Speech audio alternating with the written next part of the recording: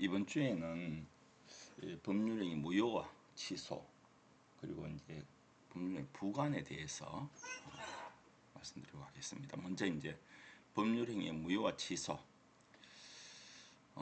전반적으로 이제 보면요, 법률행위가 당사자가 원하는 바대로 법률효과를 나타내는 게 유효라고 하죠, 그죠?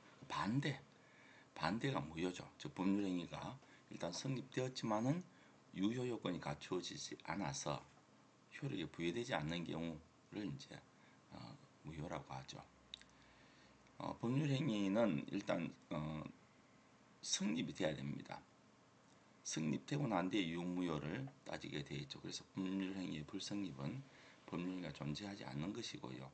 예를 들면 이제 계약 성립을 하려면 반드시 뭐가 있어야 됩니까? 당사자의 의사의 합치. 계약은 청약과 성락의 합치죠, 그죠? 근데 그 자체가 아예 없다. 그럼 계약의 유무효의 문제가 아니죠. 뭡니까? 계약의 불성립의 문제가 되는 겁니다, 그죠? 근데 무효와 취소는 어떻게 다르냐? 이제 효력이 거부되는 경우 크게 두 가지가 있는데요. 하나는 법률 행위를 어떤 무효를 할 수 있는 권리자, 취소권자라 그럽니다. 이런 사람이 그 권리를 행사함으로써 비로소 그때 가서 무효로 되는 것이 취소가 되어 있고요. 아예 뭐 그럴 필요 없이 그대로 있는 그대로 처음부터 당연히 무효인 경우를 일반적으로 무효라 그럽니다. 앞부분은 이제 영어에서는 그죠, 취소를 voidable, 무효는 void라고 하고 있더라고요. 그래서 이 사람들 이제 어떤 면에서 보면 우리보다 똑같은 단어를 쓰니까 다만 할 수 있느냐, 무효를 할 수 있느냐, 무효이냐 똑같은 단어를 쓰므로 해가지고 어떤 면에서는 무효와 취소를 본질을 파악할 수 있는데 도움이 되는 그런 용어가 되겠더라고요. 그래서 무효와 취소의 차이점, 특정인이 주장해야 되느냐 하지 않느냐 처음부터 얘기했죠, 그죠? 무효의 법률 행위는 누가 주장할 필요 없이 누구에게나 당연히 처음부터 효력이 없죠. 다만 그 107 보면 법률 관계의 획일적 확정을 위해 가지고 반드시 서로서 무효를 주장할 수 있는 겁니다. 회사 관계 소송이죠. 회사 설립 무효라든가 회사 합병 무효 이런 거는 이제 많은 이해관계가 있기 때문에 이렇게 만들어 놓은 것입니다. 그에 비하면 취소는 처음부터 유효이고요. 특정인이 취소권자가 취소권 행사한 비로소 무효가 되죠. 그 전까지는 아무런 문제가 없습니다. 효력에는 아무런 문제가 없다. 시간의 경과에 따라서 어떤 변화가 있는데 무효는 아무리 시간이 경과해도 무효입니다. 그죠? 취소는 일반적으로 취소권이 이제 행사 기간이 있거든요. 그 내에 하지 않으면 그대로 이제 확정적으로 유효가 되는 것입니다. 그다음 무효는 추인할 수 없습니다. 추인이라는 건 소업적으로 처음부터 그냥 아예 유효한 것으로 하는 게 추인인데 무효는 추인할 수 없는 예외적으로요. 무효임을 알고 추인한 경우에는 그때부터 그러니까 소업 안 되는 거죠. 유효가 되는 거죠. 취소할 수 있는 행위는 추인하면 확정적으로 처음부터 유효가 되는 거죠. 부당이득 반환. 무효인 법률행위는 이행할 필요가 없죠. 이미 이행하면서 부당이득 반환 청구할 수 있는 거죠. 근데 이제 취소에 따른 반환 범위에 대해서는 이제 141조 특칙이 있죠, 그죠? 제한 능력자는 현존하는 이익, 그죠?만 반환하면 되잖아요. 무효에는 뭐 다른 거 없습니다. 다른 거 없다고 어디로 가는 거죠? 741조 이하, 그죠? 예, 가는 거죠. 그 748조에 보면 선의하기에 따라서 반환 범위가 정해집니다. 근데 판례에 보면 의사무능력인 경우에는 무효가 되죠, 그죠? 그 경우에는 역시 제한능력자 141조가 유지된다 이런 판례가 있습니다. 이건 이제 굉장히 중요한 판례니까 여러분들 기억해 주시기 바랍니다. 그리고 이제 무효냐 취소하는 입법 정책의 문제다. 예를 들면 이제 착오에 의한 의사 표시는 무효 사유였죠. 국민법 하에서는. 근데 현행법은 취소 사유로 되어 있습니다. 다시 말씀 이제 이 부분은 어느 정도 그 당사자 의사를 중시하느냐, 아니면 표시를 중시하느냐에 따라서 입법 태도가 달라질 수 있다. 무효 취소는 경합할 수 있다. 어느 법률행위 무효 사유도 되고 취소 사유가 되면 둘 다 행사할 수 있다는 겁니다. 그죠? 무효라는 것은 우리가 보통 관념적으로 보면 아무것도 없는 상태라고 볼 수 있지만 그건 아닙니다. 뭐라도 있는 겁니다. 그래서 당사자는 그 무효인 법률 행위 자체를 취소할 수 있습니다. 그래서 무효와 취소 이중요라고 그랬죠. 이중요. 둘 다 행사할 수 있다. 가장 이제 전형적인 게 이제 첫 번째 취소권입니다. 동정허위 표시로 무효인 법률 행위도 취소할 수 있다는 겁니다. 물론 직권 취소의 취소는 일반 취소는 좀 다릅니다. 무효인 행위를 취소한 행위의 성질은 무효인 것을 확인하는 행위입니다. 그래서 이 자체가 뭐 추인할 수 있는 그런 부분도 아닙니다. 보통 이제 취소 그러면 형성적인 행위를 나타내는 얘기는 그냥 확인, 무효이다. 요 판례는 재미있죠. 대학 입학이나 학위 수요 자격 요건이 미비하면 그 자체가 무효입니다. 그렇기 때문에 너 옛날에 내가 학위 수요는 취소한다 하는 것은 원래 무효인 것을 확인한다는 의미입니다. 이거는 그 누가 그냥 학생이든지 학교가 이걸 유효라고 추인을 할 수도 없는 그런 것입니다. 요새 이제 조국 사태와 관련해서 이게 참 문제가 많이 되죠. 자, 법률행위 무효는 아까도 말했다시피 법률에 성립할 때부터 당연히 효력이 없는 것입니다. 효력이 없는 것. 아까 말한 것처럼 법률행위 무효는 법률이 성립을 전제로 하죠. 무효 사유가 뭐 있습니까? 의사무능력, 가행규정 위반, 우리 했는 겁니다. 사회질서 위반, 불공정 법률행위, 비진리 표시, 허위 표시, 무권 대리, 그다음 처음부터 불가능한 원시적 불리인 법률행위, 토지거래 허가지, 관할관청이 허가지, 뭐 이런 겁니다. 뭐 여러분 뭐 다 중요하죠. 다 중요하. 특히 의사무능력이라든가 무권 대리라든가 원시적 불능, 토지거래, 요거는 이제 자주 나오는 거니까 앞에 그 다른 거 다 자주 나오네요. 취소 사유는 또 역시 여러분 공부했습니다. 제한능력자 법률행위, 착오에 의한 의사표시, 세이강박에 의한 의사표시 이런 겁니다. 법 규정이 금지한 행위를 위반해서 한 행위의 효력은 반드시 무효는 아니고요.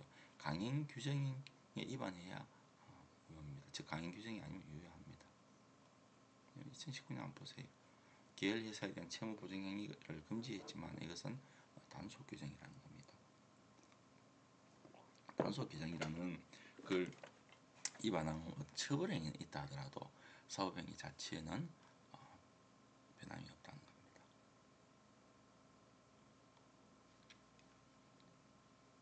무효의 일반적 효과, 권리가 발생하지 않죠. 그러니까 피해자가 의역한 법률 효과 처음부터 발생하지 않습니다. 그래서 이행 청구권도 발생하지 않고 이면 급부한 것이 있다 그러면 부당이득 반환 청구가 발생합니다. 그리고 재밌는 게 무효인 법률 행위를 침해한다거나 그죠? 그런 게 있을 수 없는 겁니다.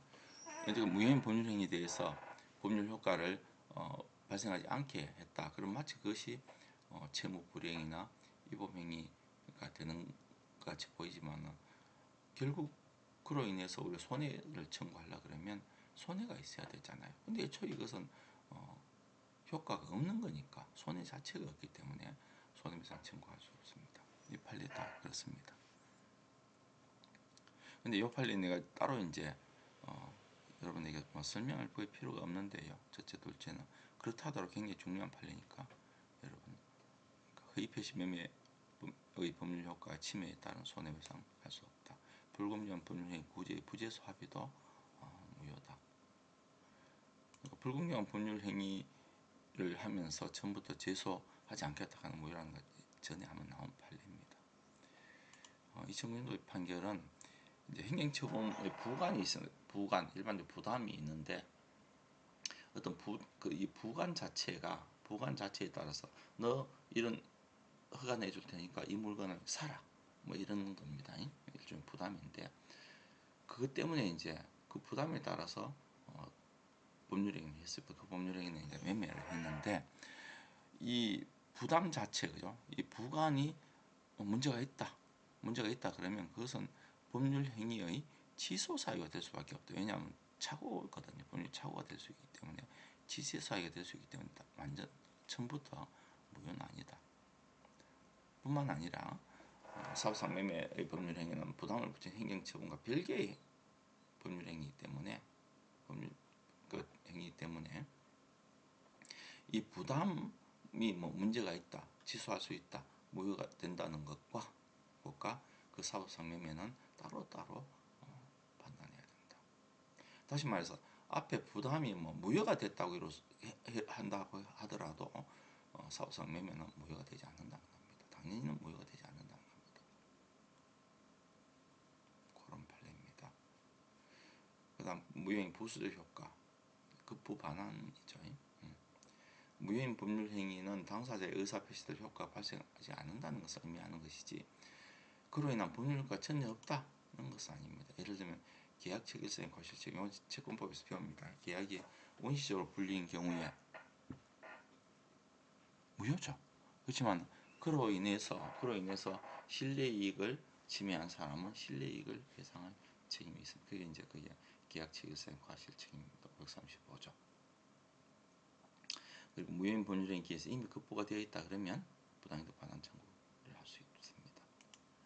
그리고 사기나 강박이나 취소 무효가 된 경우에 만약 사기 그 강박이 불법행위 요건을 갖춘다 그러면 손해배상 청구를 할 수가 있겠죠. 이 경우에는 이제 불법행위에 따른 손해배상 청구권이 됩니다. 자, 지금부터 이제 법률행위가 무효인 경우에 취소로 무효가 된 경우는 마찬가지입니다. 다 포함됩니다. 그 반환에 관해서 보겠습니다. 먼저 그 물건을 그대로 반환했을 경우 어떠냐? 다시 말해서 예를 들면 토지를 제공했는 그 토지를 주는 것 그런 경우에 어떻게 하느냐? 원칙적으로 이제 반환의 범위는 748조에 따르는 거죠. 즉 수익자의 선의 악의에 따라 결정한다. 원물 반환의 경우에 이제 물권적 반환 청구권이 될 수 있는 소유권에 의해서 반환을 할 수 있죠. 그거 얼마든지 할 수 있습니다. 물권적 반환 청구도 할 수 있고 부당이득 반환 청구도 얼마든지 같이 할 수 있습니다.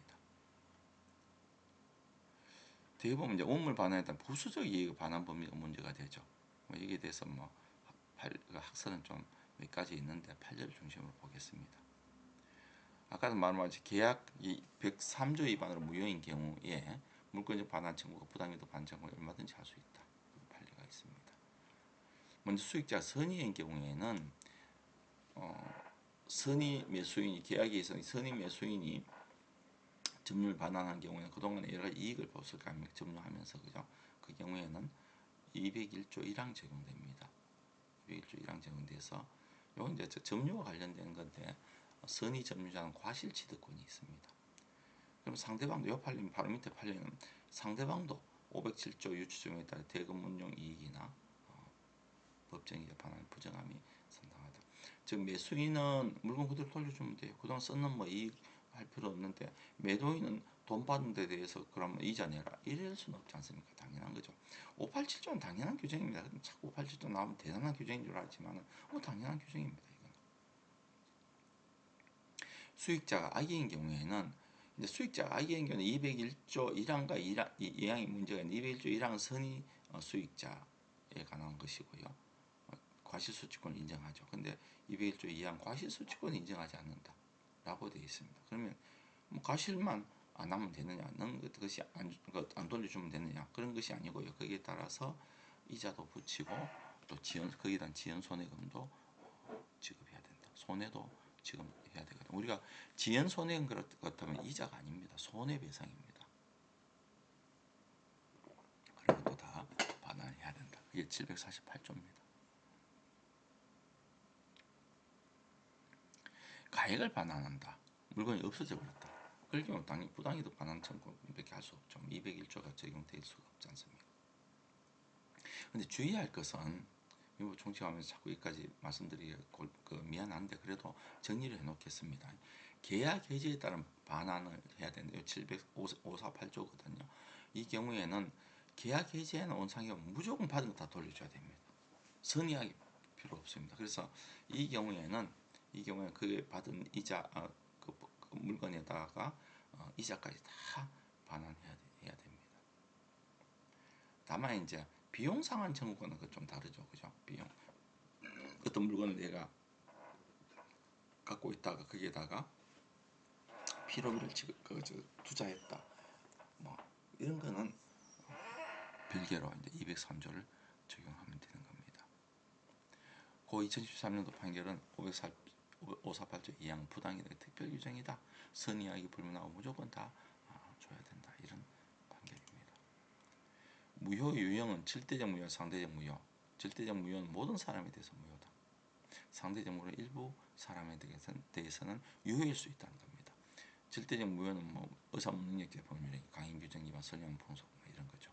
상대적 무효는 예를 들면 비진리 표시가 상대방에 대해서 알거나 알 수 있어서 무효가 되는 경우, 요거는 이제 사람마다 다르겠죠. 통용의 표시가 당사자의 무효이지만 선의 제3자에게는 유효하다. 그죠? 그리고 처분금지, 가처분의 상대요. 다시 말해 처분금지라는 것은요, 모든 사람에 대해서 무효인 것이 아니고요. 예를 들면 갑이 을을 상대로 X 물건 처분하지 마라. 처분금지 가처분이거든요. 이랬을 경우에 우리 병행이 처분했다. 이게 무효일까요? 무효 아닙니다. 유효합니다. 다만 병은 갑에 대해서만 무효를 주장할 수 있는 상대적 무효가 되는 겁니다. 아시겠죠? 당연 무효와 재판상 무효. 당연 무효는 뭐 그냥 원칙적으로 아무 그 조치 없이 무효인데, 재판상 무효라는 것은 소를 제기해서 판결이 확정돼야만 무효입니다. 회사관계 소송이 다 그렇죠. 여러 사람이 관여되어 있기 때문에 이렇게 하지 않으면 안 됩니다. 회사 설립 무효. 누구에게는 설립이 유효하고 누구에게는 무효. 이건 말이 안 되죠. 이런 거 되게 이제 그래서 제소기간 제한이 있기 때문에 제소기간 지나면 확정적으로 유효가 됩니다. 무효 확정 재판 대세적인 효력도 가지고 상법 195에 보면 거죠. 이게 이제 상법상은 여러분 이제 특수한 거니까, 우리가 무효하면 상법은 보면 거의 대부분 막 그냥 소를 제기해야 된다 이런 게 돼 있어.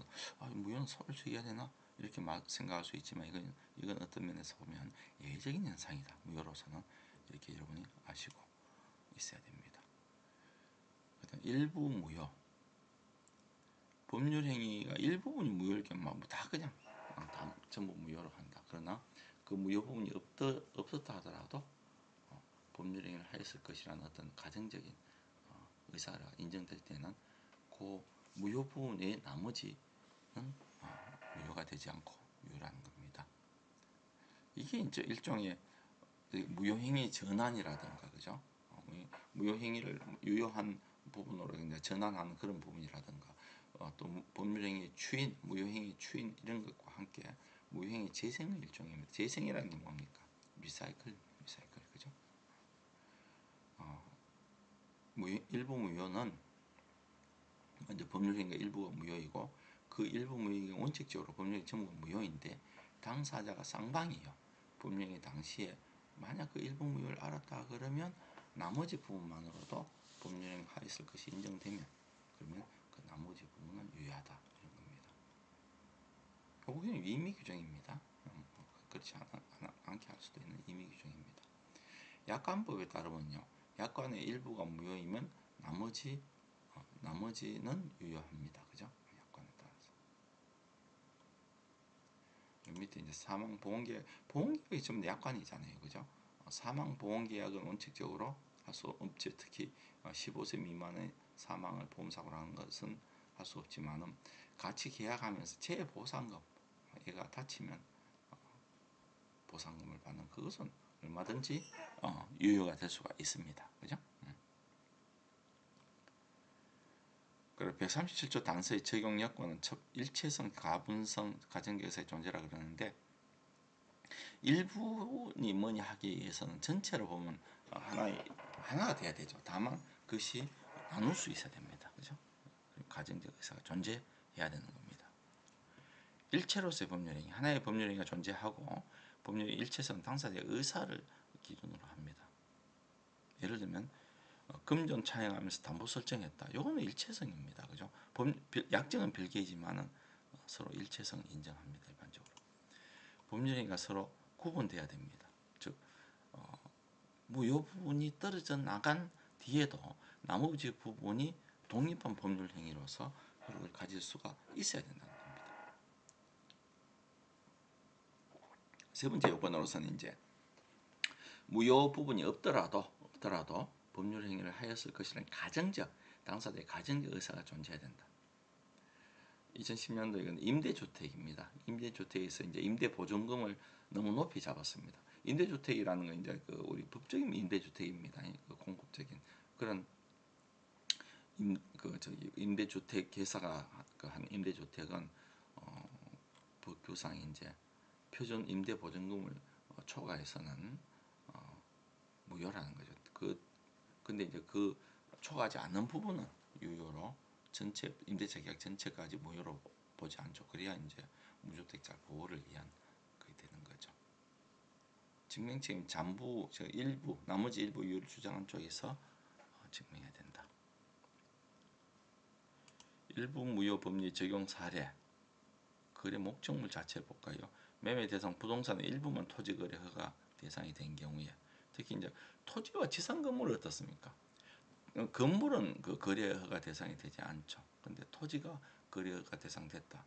그러면 이제 요 건물 그건 처음부터 유효하다. 그러면 갖고 와라. 이건 안 되겠죠, 그죠? 안 되겠죠. 그리고 또 이제 불화받은 국유재산 일부가 행정재산인 경우는 나머지는 대개 이제 사겠다, 불화받겠다, 불화해주겠다 이런 이제 의사가 있는 것으로 봅니다. 그다음 이제 금전대체 때 이자 약정이 무효라 할지라도 돈 빌려주는 것 자체 자기 거래에 관 회사 자기 거래에 관한 부분이 그것은 무효라고 볼 수 없다. 무이자부로 회사에 빌려준다 그러면 그 회사에 불리한 게 하나도 없죠. 그래서 398조 이사 자기 거래 행위를 금지한 취지에 반하지 않는 거죠.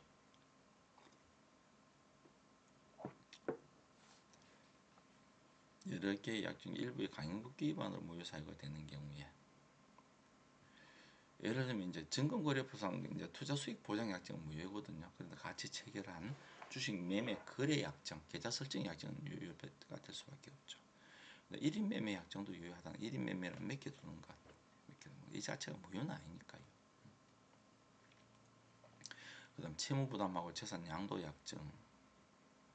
예를 들면 상호 신용금법법은 자기 이제 담보를 보증을 못하게 돼 있죠. 그래서 담보 제공 약정은 무효이나 대출 약정 자체까지는 무효가 된다고 볼 수 없다는 겁니다. 그 밑에 2008년도 보시고 그다음 이제 변호사 아닌 자가 모든 걸 이제 맡아서 이제 해주면 내가 승소 사건이 되면 내가 대가를 받겠다. 그 물건에 30% 받겠다. 뭐 이런 건데 이 사람이 변호사 선임을 약정했습니다. 근데 그거는 유효하겠죠. 그래서 변호사 선임에 따른 변호사 비용 이거는 이제 줘야 되는 것이고 다만 얼마 이 친구에게 변호사 아닌 사람이 대가 지급하는 것은 무효라는 겁니다. 그죠? 의료법인이 이제 담보 자기 그 이게 의료법인이 이제 공익법인입니다. 의료법인이 이제 자기가 담보 제공 약정은 무효이지만은 그 한도 허가된 한도가 있으면 유효다. 이거는 이제 일부 무효의 전형적인 거죠. 일부 취소도 마찬가지입니다.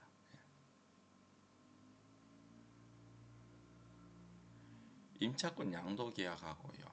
권리금 계약이 당연히 일치될 수밖에 없죠. 임차권 양도 이거는 무효다. 권리금 내놔라 이거 말이 안 되겠죠. 그죠?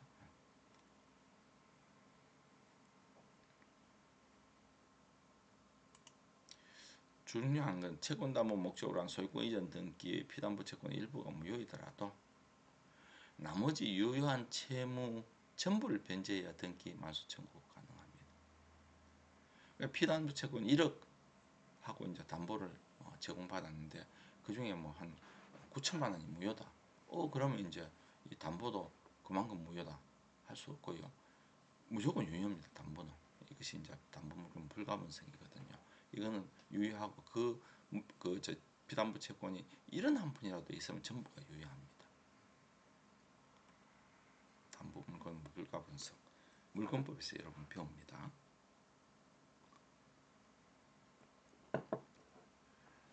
그다음에 복수 당사자 복수인 경우에 예를 들면 중간 생략 등기를 했는데 그 중에 한 사람 중간 생략 등기가 뭡니까? 자, 가백에서 을에서 병으로 넘어갔습니다. 넘어갔는데 원래 등기가 요래 되고 요래 해야 되잖아요. 근데 요래 넘겨주기로 세 사람이 합의를 했는데 그 중에 한 사람은 뭐 그 저기 의사를 가정에서 인정할 수 없다 그러면 이 전체가 무효가 될 수밖에 없죠. 당연한 거죠. 이건.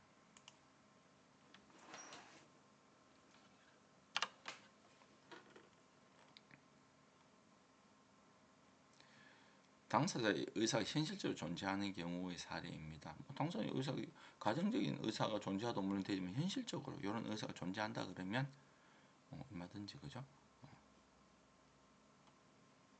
그 의사에 따라서 유효가 될 수가 있습니다.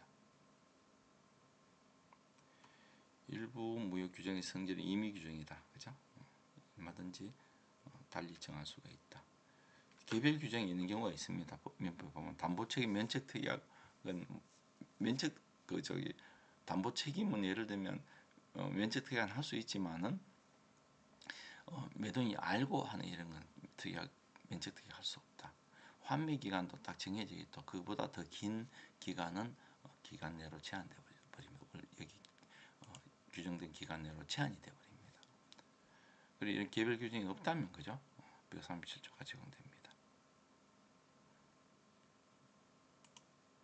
이것도 손실보장 약정, 주주의 손실보장 약정 무효한데 신주 인수를 하는데 손실보장 약정은 유효하지만은 신주 인수 약정 자체는 유효하다는 겁니다. 규정의 취지에 따라서 만약에 이 손실보장 약정도 무효이고 주주평등원칙에 입에되는 거잖아요, 그죠? 신주 인수까지 무효로 봐서 돈을 내준다 그러면 이 사람들은 이제 결국 주식 인수된 부당이득으로 반환하게 되잖아요. 그러면 사실상 다른 주주들과는 달리 투하자본 회수를 보장하는 결과가 되죠. 결국 이제 이 규정에 그 손실보장 약정을 무효로 한 규정 자체의 취지에 위반된다는 거죠.